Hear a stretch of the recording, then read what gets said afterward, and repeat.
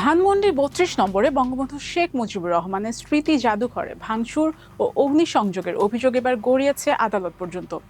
এই ঘটনায় অন্তর্বর্তী সরকারের সাবেক প্রধান উপদেষ্টা ডক্টর মোহাম্মদ ইউনূস, সাবেক আইন উপদেষ্টা ডক্টর আসিফ নজরুল সহ ২৭ জনের বিরুদ্ধে মামলা দায়েরের আবেদন করা হয়েছে। বৃহস্পতিবার ঢাকার মেট্রোপলিটন ম্যাজিস্ট্রেট মোহাম্মদ জুয়েল রানার আদালতে তামান্না চৌধুরী প্রিয়াঙ্কা নামে এক নারী বাদী হয়ে এই আবেদন করেন। আদালত বাদীর জবানবন্দি রেকর্ড করেছেন, তবে এখনই মামলা গ্রহণের সিদ্ধান্ত দেওয়া হয়নি। আবেদনটি অপেক্ষমান রেখে পরে আদেশ দেওয়ার কথা জানিয়েছেন আদালত। বাদী পক্ষের আইনজীবী AKM শরীফুদ্দীন মামলা দায়েরের আবেদনের বিষয়টি নিশ্চিত করেছেন। আবেদনে ডক্টর মোহাম্মদ ইউনূস ও ডক্টর আসিফ নজরুল ছাড়াও সাবেক পরিবেশ ও দুর্যোগ ব্যবস্থাপনা মন্ত্রণালয়ের উপদেষ্টা ডক্টর রেজওয়ানা হাসান, সাবেক প্রেস সচিব শফিকুল আলম, সাবেক স্বরাষ্ট্র উপদেষ্টা লেফটেন্যান্ট জেনারেল অবসরপ্রাপ্ত জাহাঙ্গীর আলম চৌধুরী এবং নির্মাতা উপদেষ্টা মোস্তফা সরোয়ার ফারুকীকে আসামি করা হয়েছে। তালিকায় আরও রয়েছেন সাবেক উপদেষ্টা নাহিদ ইসলাম, আসিফ মাহমুদ, সজীব ভুঁইয়া ও মাহফুজ আলম।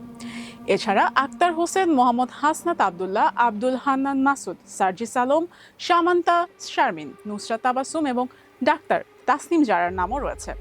অভিযোগের তালিকায় আরও আছেন নাসির উদ্দিন পাটোয়ারি, আরিফুল ইসলাম আদিব, সালেহ উদ্দিন সিফাত, পিনাকি ভট্টাচার্য, ইলিয়াস হোসেন, কনক সরওয়ার, নূর নবী অবসরপ্রাপ্ত কর্নেল, তাহরিমা জান্নাত সুরভি, মোহাম্মদ মিলন, ফাহিম আল চৌধুরী ও আবুল কালাম আজাদ।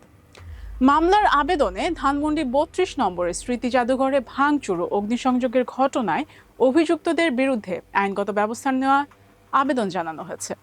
অর্থাৎ আবেদনটি মূলত ওই ঘটনার সঙ্গে ২৭ জনের সংশ্লিষ্টতার অভিযোগ তুলে আদালতের মাধ্যমে আইনগত প্রক্রিয়া শুরুর দাবি জানাচ্ছে। তবে এই পর্যায়ে গুরুত্বপূর্ণ বিষয় হলো আদালত এখনো মামলাটি গ্রহণ করেনি। বাদীর জবানবন্দি রেকর্ড করা হলেও অভিযোগের ভিত্তিতে মামলা হবে কিনা সে বিষয়ে পরবর্তী আদেশের অপেক্ষা করতে হবে। আদালত মামলা গ্রহণের সিদ্ধান্ত দিলে এরপর অভিযোগের বিষয়ে আইনগত প্রক্রিয়া এগিয়ে যাবে। আর মামলা গ্রহণ না করলে বর্তমান আবেদনে প্রক্রিয়া শেষ হতে পারে। ফলে বৃহস্পতিবারের শুনানির পর এখন নজর থাকবে আদালতের পরবর্তী আদেশের দিকে। ধানমন্ডি ৩২ নম্বর বাংলাদেশের রাজনৈতিক ইতিহাসের সঙ্গে গভীরভাবে যুক্ত একটি স্থান। সেখানে বঙ্গবন্ধুর স্মৃতি জাদুঘরে ভাঙচুর ও অগ্নিসংযোগের অভিযোগকে কেন্দ্র করে ২৭ জনের বিরুদ্ধে মামলা আবেদনের ঘটনা রাজনৈতিক ও আইনগত দুই দিক থেকেই নতুন আলোচনা তৈরি করেছে। তবে এখন পর্যন্ত বিষয়টি মামলা দায়েরের আবেদন পর্যায়ে রয়েছে।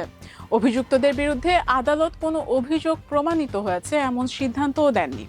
মামলাটি গ্রহণ করা হবে কিনা সেই সিদ্ধান্তই এখন পরবর্তী আইনি পদক্ষেপের ভিত্তি তৈরি করবে। আফরিন প্রিয়া, টাইমস 24।